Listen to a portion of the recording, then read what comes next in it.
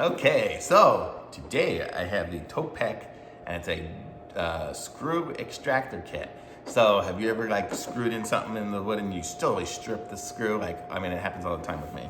So I got this because it drives me insane, and then I can't get it out, and I'm sitting there cutting around and trying to figure out how to do it. So this is the extractor kit. So if you check it out, it comes with some drill bits and it's got some extractors as well. So, you know, if you have a really huge one, that would be for a huge bolt or something.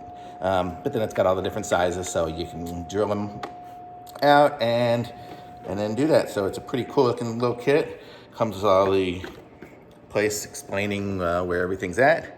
And I don't have any to use it on at the moment because I've already jacked up everything I own with these things, but I know I keep messing up screws when I'm doing things with the trailer and with other stuff, so this is gonna come in real handy. So it's the Topec screw, like 35-piece screw extractor kit, and it's pretty sweet.